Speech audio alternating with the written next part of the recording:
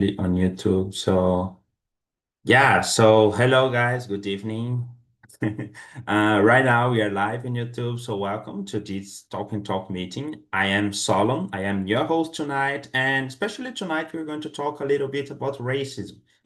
But before we start, I'd like to comment on a few things. So basically, I'm going to introduce you what is TNT and what we are going to do here. Okay, so TNT is a conversation platform for beginners, intermediate, and advanced English speakers. I'm going to remind you guys, this is not a class, okay? This is just a place where you can practice your English in a real environment. And how does it work? I bring a topic, we have a few questions related to this topic, and we're going to discuss about it. A few tips for you, please speak up, okay? So share your opinion, share your point of view, and respect the others. As you can see, we are live on YouTube, and if you want to have access to more conversations like this, or even classes, all you need to do is go to talktalk.com.br. All right, but now I think I've spoken too much. Now it's your turn, guys. So let's start with you, Diana. Please say your name, where are you from, and what is racism for you? Have you ever experienced it? So go ahead, please. Okay, let's go. I'm Diana. I'm from Brazil. I live in Bahia, in a city next to Salvador.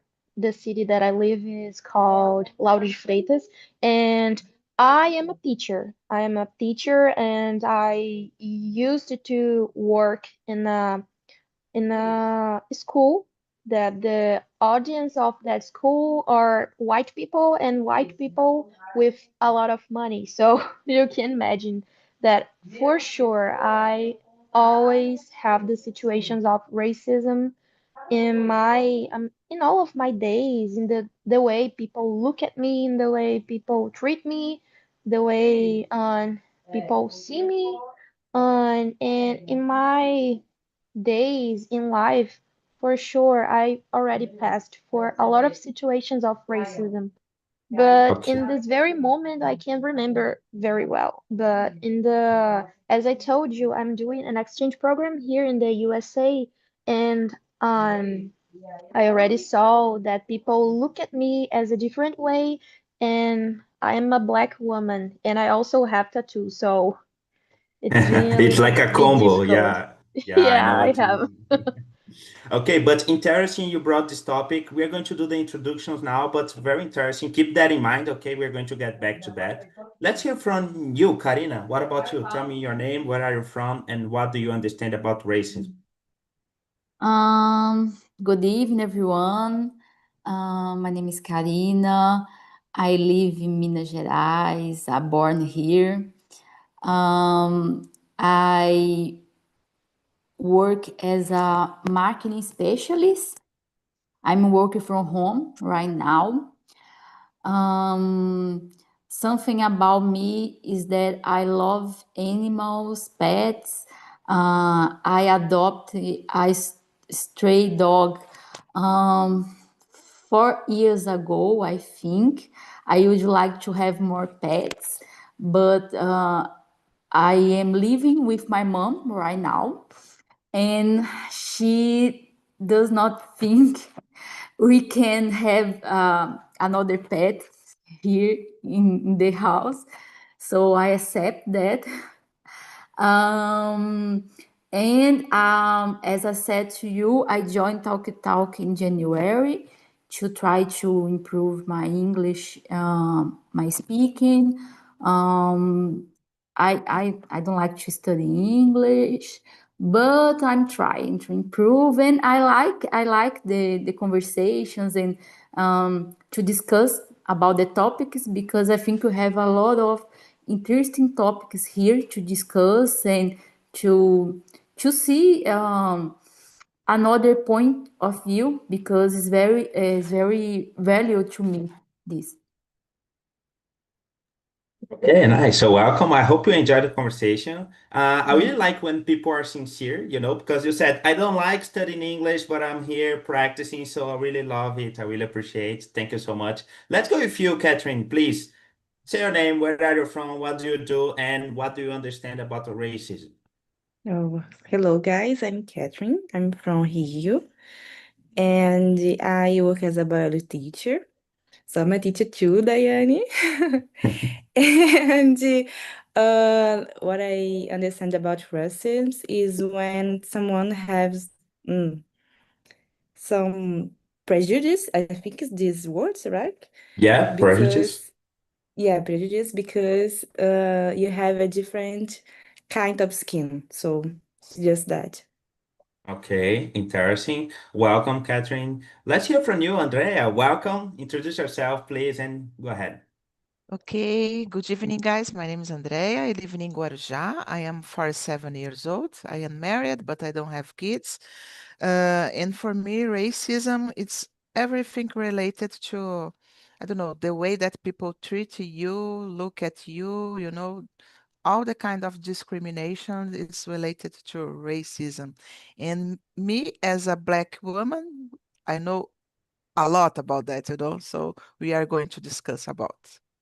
Yes, very interesting. I got curious about one thing, Diana, because Catherine said she's a teacher of biology, if I'm not wrong. But you didn't say what you teach, Diana. What do you teach? Well, it's because I'm a pedagogue, so I Ah, don't work with nice. in a specific type of subject. I work with all the subjects, but for children and young people.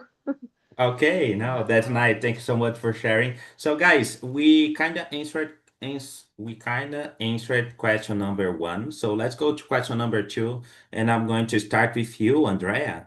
So tell me, you said you have some experience in this topic as a Black woman. So tell me, do you remember the first time you became aware that racism existed for you, or at least in your point of view?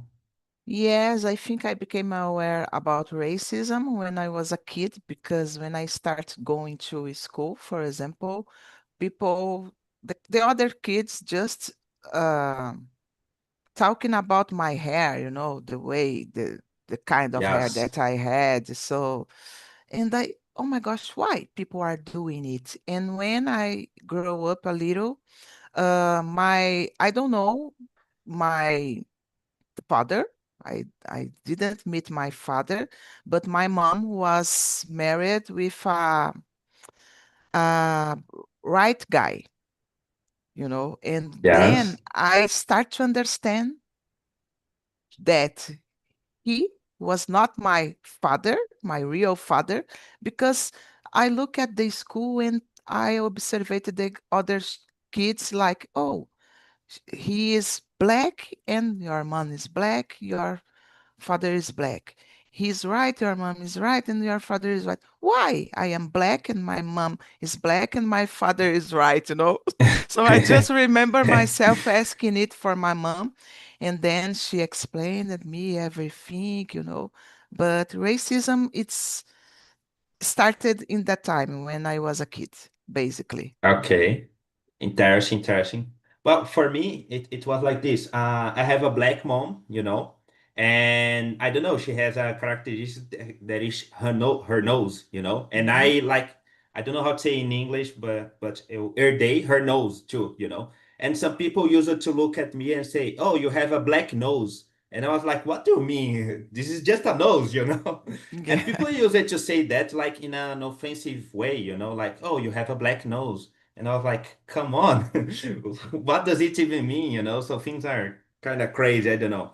And around that time, I used it to think that, oh, it doesn't exist racism in Brazil, Is it something from Europe, something from other countries? But no, it exists a lot. For example, my brothers, they are black, and I see that people look different at them, sometimes, if they are running, people, they act different. So it's very, very crazy to see this kind of things. And when you realize that, I think your perspective of the world changed a little bit. But we are going to talk a little bit more about that. Let's go with you, Diana, please. Well, just like Andrea, I can remember a very, I think, in my childhood that marked me a lot. I remember that when I was a child, the walls of my school have I don't know how to say that in English, but it's something like when you pass your hand in the wall and something white is still in your hand. Yes, And and yeah, and I pass it along my body to see if I can become a white person. And this is something very emphatic that I can remember of my childhood, but I just realized it that it was racism when I was at the university doing my undergraduate because I started studying about those things and I realized it. And just like you said, my perspective of world just changed because now I can name this thing that is happening with me that cause people to treat me as a different way and to look at me as a different thing and person. It's a kind of okay. it.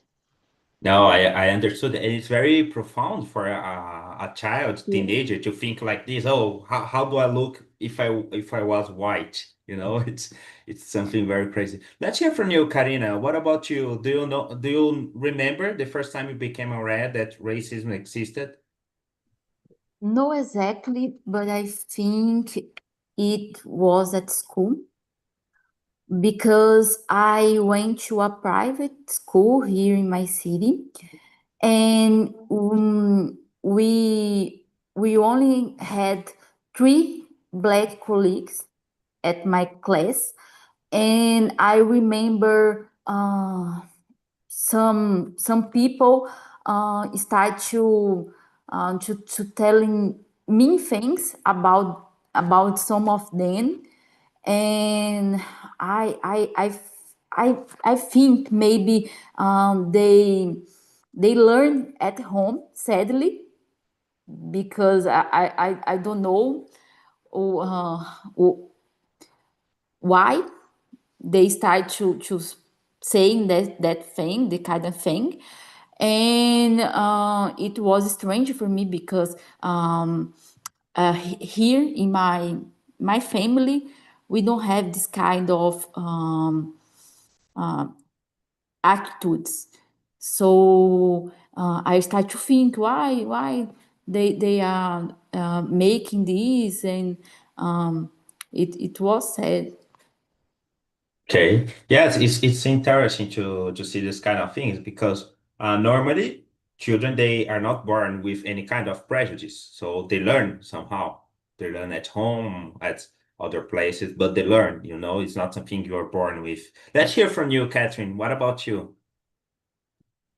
Yeah, I'm back in the beginning of the discussion because for me, I don't remember the exact time that I be aware that racism exists, but I have a black father and my mom is white. And this happened a lot, in this week, this happened. People didn't know that I'm my daughter's daughter's mom, is that? I don't know. The filha da minha mãe. So people exchange a little because I'm black and my mom is white and my sister is white too. So so normally people said, bad things to me like your father have other woman or Whoa. you yeah, você é filha da mãe. I already heard that. So it's just because I'm a little different than my mother. And I always be aware about racism because my father is very black. He's black. So yeah, that's it. Oh, this is very crazy to hear. Like, Mhm. are you the daughter of the other woman? Like something like this Yeah. is so terrible to hear. Come on. Mm-hmm. I don't know how people have courage to say this to other person, you know, it's something so personal. I don't know. So, okay, let's go to the next one. It's question number three. I'm going to start this one because I had an interesting situation at my job. I don't know, last month or the previous one. It was like this. I arrived at a new person talking about diversity at the company. And she said something like, oh, how many black people are there in your team? And my team is like 8 people. And there is no one black person, you know? And I've never thought about it, but when this person asked it, I was like, whoa, this is what they call structural racism, you know? It's something that happens, is there, no one's talking about, but it happens, you know, all around you. So yeah, it's crazy because we have Brazil, such a diverse population, and in one big team, we don't have one black person, everybody's white.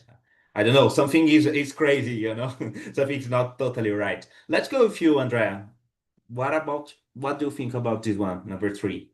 Yes, have you ever witnessed or experienced racism? Yes, Yes. many times, and I can share uh, a long time ago, not so long, but yeah, I was like 20, in my 30s, let's say that. I was working in a store, in a condo, really beautiful in Guarujá, here in Guarujá, where I live. And the guy enter in the store and start to look at the things, okay? And he and her uh, wife, okay? About your wife, I cannot complain about anything, but he was like, look at me, indignate, indignado, I don't know how to say that. And Yes. he said for me, oh, you are a very look girl. And why? I answer, because you are working in a really good place with air conditioner, you know. We have here beautiful things. And I just look at him and say, yeah, but if I am working here, because I am able to work in here. You know, it's not something that people give me because I don't know, maybe I have a pity for this girl and I'll put her there, you know. I am able to do my job. Okay. And I talk with my boss later, and my boss was indignada as well, you know. And it was something that I remember until nowadays. And the most recently was in Liverpool last year when I went to do an exchange program. I was with my friend because we did it together. And then we entered in a restaurant to eat something. It was, I don't know, 7 p.m. around this time. And the restaurant was full. Okay. There was a couple of boys waiting for a table, and we asked for a table as well. And the guy attended talked with us, okay, and then he talked with the boss, with her boss, with his boss, I don't know, her boss, sorry. And the boss said, no, definitely not, and look at for us, me and my friend. No, no, we don't have space here. Definitely, we don't have space. And I got so, I was not expecting the situation because you can you imagine you are in another country speaking a different language and you need to pass through this situation. I was not expected, and I just said, oh, okay, no problem, you know. But nowadays I regret a lot because I needed to ask a lot why I cannot is waiting for a table. I have money to pay, like this kind of things that we Yeah. do here in Brazil. But I should have done it, but I didn't because I was so, oh my gosh, I was shocked, to be honest. No, Yeah, I know what you mean is that when the situation passes, it's really easy to look back and think, oh, I should have done this, I should have said yeah, that. But at the moment, it's a big shock, you know, so you get exactly. kind of paralyzed, you don't know what to do. So it's complicated to react, to have a good reaction in this situation. Yes. Let's go with you, Karina. What about you? Have you ever witnessed it, something like this, or experienced? Yes, yes. I witnessed some situations. For example, in um, in a job, not the job I am right now, but in the last job that I worked, um, we had a situation about the dress code, and I had a colleague there that she had a hair with blades, like with blades, trança, and they told her in the company that this is not okay for the dress code, because it's not a desired hair for those who work there. And I think this was a awful situation, because it's not about the hair, I think it's real racism, because if I am if I am black and I use a black power, it's not because it's a mess or it's something like that. It's because it's my hair and I can use this like that. It's not because I have to use a hair that is the padrão or something like that. So it was really, really, really terrible. Yes, I know what you mean. And it's crazy because 2025, we still have situations like this, it's something unacceptable. Let's hear from you, Diana. What do you have you ever had a situation like this? Yes, for sure. As Andrea said, I had passed for many situations of racism in my years of life. And one episode that I can remember the most was happened with me in the last year in the school that I worked in last year. And I remember that I was given a class and I was replacing a teacher of that class, and the parents was asking about where is the teacher? Where is the teacher? I can't see the teacher. I can't see the teacher. And where is the teacher? Because the school, every time that we need to do a replacement of some teacher because of sickness or any type of problem, they send a message to each parent saying the name of the teacher that is gonna make the replacement of the head teacher of the class. And the parent, I was inside the class with a learning assistant of the class, and the parent started arriving in the class, and I was there, but they weren't looking at me, and they just passed through me, and they asked to the learning assistant, where is the teacher? And the learning assistant just said, oh, that is the teacher. That is Diana. She's the teacher. And the mother just looked at me from the top of my head to my foot, just like this. Oh, are you the teacher? And I was smiling at her and I said, well, I am the teacher. Good afternoon for you. And wow, in that moment, I was just being polite and smiling because I was at my work. But then when I came out of my work, I was thinking about that situation and oh my God, so bad. It was this. No, it's an interesting experience, because sometimes I don't know, people just pretend this is not happening, but it's right in front of us. Let's hear from you, Catherine. What about you? Yeah, I haven't passed for the situation yet, so Yet, I don't know if I'm more worried. no, like a teacher, sorry. Like a Okay. teacher. I hope never pass, but okay. Um, well, I have a situation that happened when I was a teenager, I think, because I lived in other state and we lived in a fancy neighborhood, and I was just swiping, my street, and a woman passed by and said, "Oh, I need to talk to the owner of the house." And I just Okay, it's my father. No. Yeah, I thought you were like empregada. So no, no, I'm not an empregada. So I think it was like racism. It's very difficult because in Brazil, racism is covered, you know. So sometimes I am in a doubt like, oh, this is a racism or not. So yeah. Okay, interesting you mentioned that, Catherine, because it links to the next question, and I'm going to go with you again.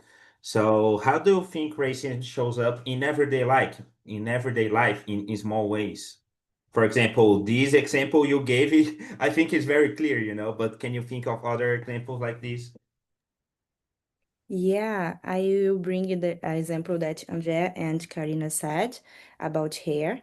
So, I passed through this problem because I have a curly hair, and there was a time that was like a trend to have a straight hair, and everybody passed chemicals in their hair, and I didn't like, you know, I really like my hair in that way. I can see myself in the mirror or recognize myself in that way. So my grandmother passed a chemical and I didn't know. So when I wash my hair is straight and oh my goodness. And it was very strange because everybody said, "Oh, your hair is so beautiful. You're so nice." But I can recognize myself in the mirror because I don't like this kind of hair in myself, you know. I don't know. It don't match with me, I think. And it's strange because everybody said that is beautiful and is very good. And oh, guys, but my hair is curly. And in that time, or the fashion, you know, have a straight hair. And if you have a curly hair, because I have to pass 3 years in the transition to have a curly hair again.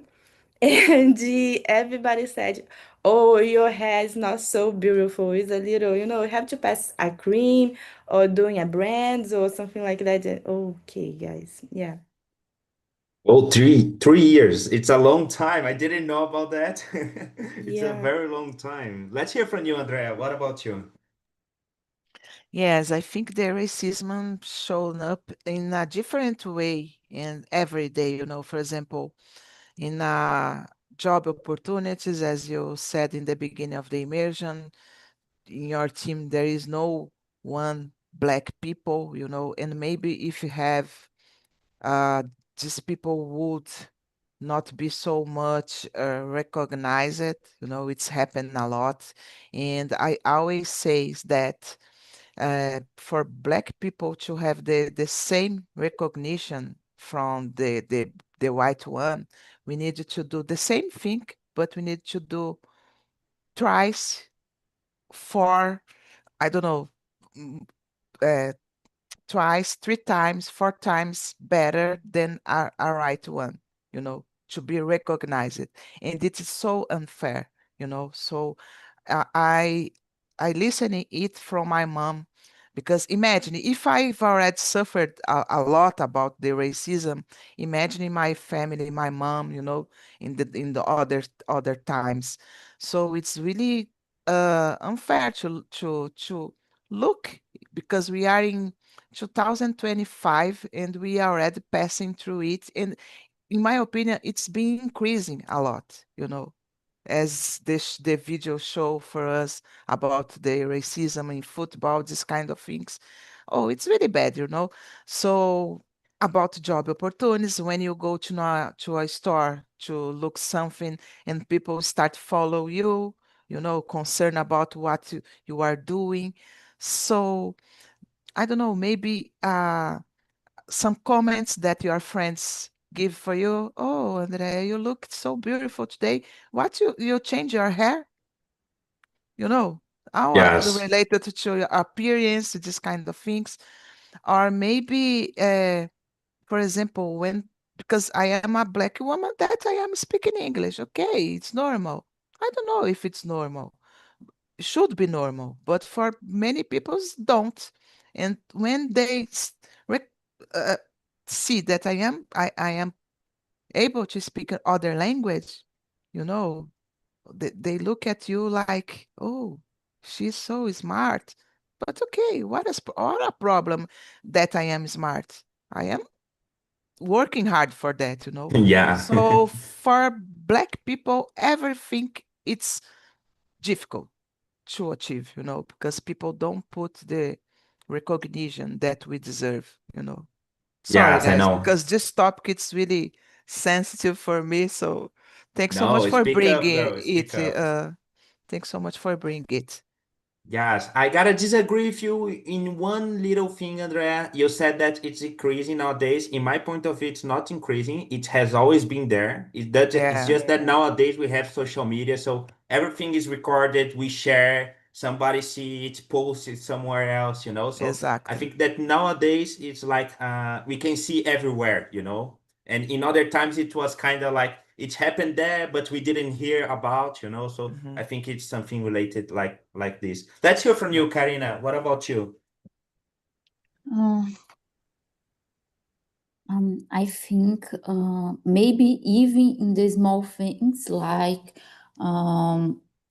a look, as Gianna told us, that someone, yeah, because it's not my place, but I feel that like maybe not respect the person just because the color of her skin, because I think can be not the same, but similar, maybe with human in the workplace, because if a man says something in the work, they you respect more just because it's a man and a white man.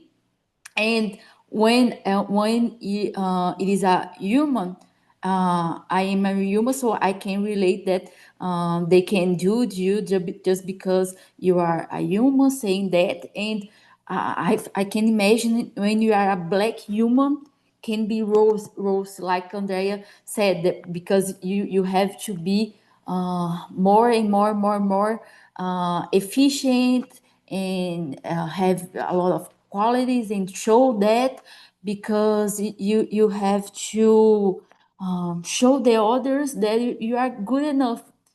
And if you are a white man, you can just be um, less. Regular. Yes, Yeah. just okay.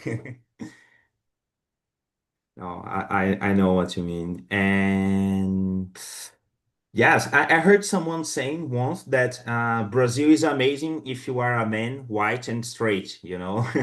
So this talks a lot about privileges. And let's hear from you, Diana, please. Oh, I think we can say that the world is a good place for white men, not only Brazil.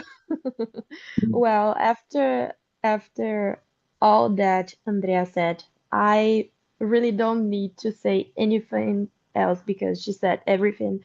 But I just need to agree with her. We have a lot of situations in our everyday life we can see, and we are able to see it because now we can think about it. And as you said, on nowadays everything that happen around us, we can record and put it on the internet, in the social media, and we can talk about it. And we need and we really need to talk about it because we need to make things about it. No, So I I just need to agree with Andrea. Okay, nice. But now that you mentioned this, let's go to the next question, question number five. And I'm going to continue with you, Diana. Tell me, do you think this having this kind of conversations is uncomfortable, or Well, is it I okay? well, I think that is in the middle. Sometimes can be more uncomfortable and sometimes are not really uncomfortable, but I think it's really necessary to happen even if it is uncomfortable because we need to talk about this kind of situations. And I am a black woman, and it's really important to me as a black woman talk about racism and how it affects me. So it's hard. It's really hard because on just like today, I was reading a book and then I was reading about a situation of racism that just make a man be died. I don't know if this is correct to say in English, but a man die because of a situation of racism with the police. And I just cried because this situation touched me on my feelings a lot. So it's just this. It's hard, Okay. but we need to. Okay. Interesting. Let's hear from you, Karina, because you said this is not my place, we were talking earlier. So tell me, do you think it's uncomfortable to have these kind of conversations? Yes, it's a little uncomfortable because it's not my place of speech, you know. So I prefer to listen the others and try to do different, respect, and be a good listen to this situation because I really I can just imagine I I can really feel that because I'm it's not my place of speed. So it's a little bit uncomfortable because of this when I have to share my opinion sometimes.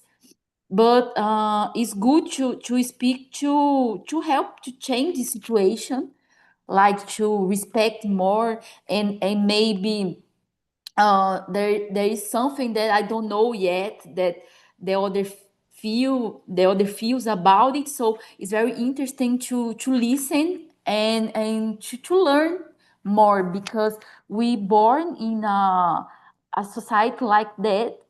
So maybe we can even notice when you do something that is not good or acceptable. So you have to learn and to listen the others to do different.